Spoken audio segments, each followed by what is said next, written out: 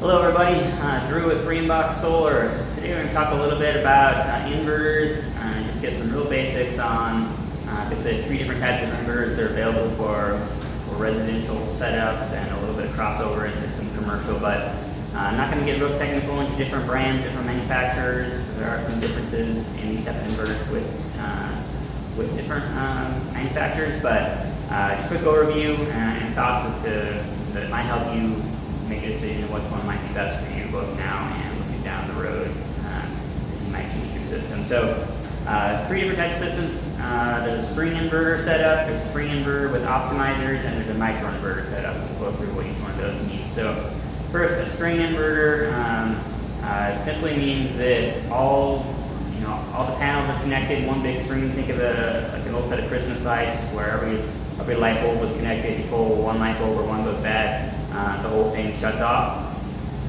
Similar situation with a string inverter setup. All the panels are connected to each other.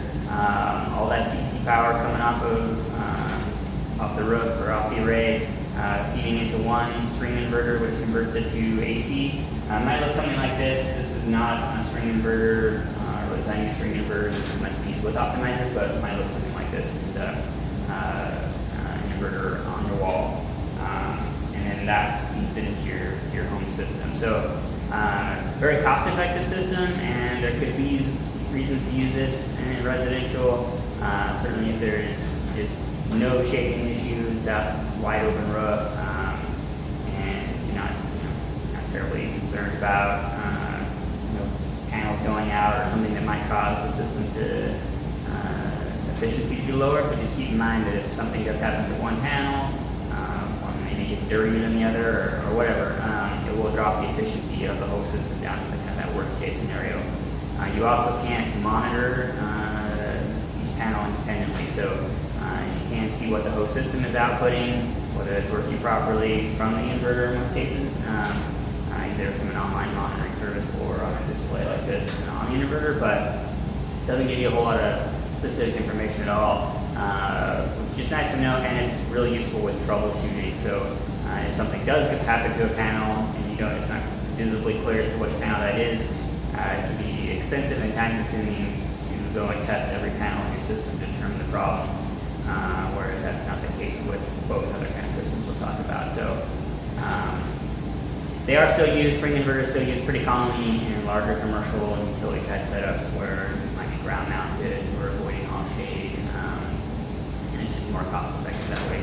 Because that is a big benefit of it. It still is that you can get a pure string inverter quite a bit less than the other systems we'll talk about. But when I say quite a bit less, on a residential system where in either case we're usually going to have one inverter to cover everything, it's not a drastic difference, and I'd still recommend one of the 2 type of systems more often than a string inverter. The next step is an optimized system. So still more or less using a string inverter, but one that's made for what's called a DC optimizer. And what this does is there's a DC optimizer, and it's kind of what the solar system is designed to do, and this is what I'm talking about, the optimizer. One of these would go on the back of every panel. Some systems, some brands use one on every 2 panels, every 3 panels. And then those feed into the inverter. So the inverter is still making the transition, the conversion from DC to AC power, but those optimizers are allowing each panel, every other panel, whatever the setup might be, to run independently, so that you don't have that issue of shading cut on one panel, dropping the output of the whole system, or if one panel goes bad or whatever, and you can monitor the system at a panel level or every other panel level in the system, which again just makes troubleshooting way easier. It just allows you to kind of keep an eye on the system for warranty purposes by panel, make sure every panel is doing what it's supposed to do. So that's been a really common, probably the most common setup over the last 2, 3, 4 years is a DC optimized system. Still is a little bit more or a little less expensive than a microinverter setup, but the difference there is the gap is closed, and microinverters are nearly the same cost right now as a DC setup. And I'll go into some of the pros and cons of that. So what a microinverter means is they look similar to a DC optimizer, maybe a little larger, but visibly they look similar. And they also would go at every panel or every other panel. Some larger setups, maybe every third panel. But the difference here is they're making that DC to AC conversion at the panel, so rather than at a main unit like this. So you've got AC power coming off the roof or off the array on a ground mount array, and then feeding into your home from there. So similar advantages to the DC optimizers in that every panel can be monitored and seen individually. Also, from a cost perspective down the road, if something goes wrong with an inverter, if you have a string or a DC optimized system, the inverter goes down, your host system isn't producing until you get that fixed or replaced. And so depending on how long that takes, and that can be from days, weeks, months, while you're not producing any power at all. On a microinverter, if you have an inverter go down, it's affecting 1 or 2 panels in most cases. So you lose a little bit of production, but not devastating in most cases. And cost-wise, especially if it's no longer covered under warranty for some reason, microinverters can be a couple $100 to replace, $300 versus a couple thousand, $1,500, whatever model of string inverter or optimized inverter you might have. So easier, quicker support to troubleshoot and get replaced. So different installers have different go-tos.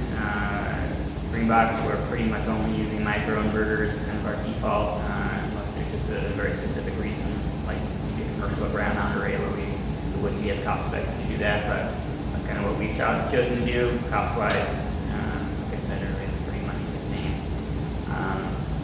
Another couple of things to think about when you're choosing an inverter, when you're being presented an inverter, is whether or not you're needing batteries, whether it's when you install or if you're thinking about it maybe down the road, because you do need to have compatible inverter equipment to go along with whatever type of battery backup or off-grid application that you want to use. So I think this could cause problems for some system owners down the road, be a pretty expensive replacement or add-on if you don't think about it. So in general right now, one disadvantage of a microinverter is that they are harder to connect a battery system to in most cases.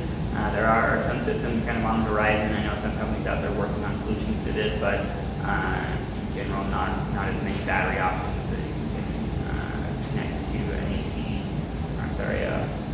microinverter system. A system like the solar array system still have to have some additional equipment, like another inverter in most cases, or a battery charger to still use a string inverter or DC optimized. SolarEdge makes an inverter that looks similar, that is battery compatible. So if you think battery might be an option down the road, you might consider using that, even if you don't buy the battery right now. There are also systems available that you can use without batteries, and then plug batteries basically into later. So we're using one by a company called Pipe Energy, now owned by Generac, but basically you can have an inverter with their optimizers, install that, not purchase the batteries, save you some money up front now, but then it becomes very easy to add those later without having to worry about replacing equipment. So not everybody wants or needs batteries, but if that's a possibility down the road, just ask some questions and make sure that the inverters that are being used can relatively easily and without too much expense be used with battery systems. So it's kind of the general thoughts. So there are definitely, like I said earlier, some variables with manufacturers. Some have some features and benefits outside of the basics we talked about. But in general, those are the 3 types and the pros and cons. String inverter setups, an optimized string inverter with DC optimizers, and a microinverter setup. So I hope that helps a little bit. This gives you a starting point, something to think about on your research, and we'll figure out a topic for next time. Thanks guys, appreciate you watching.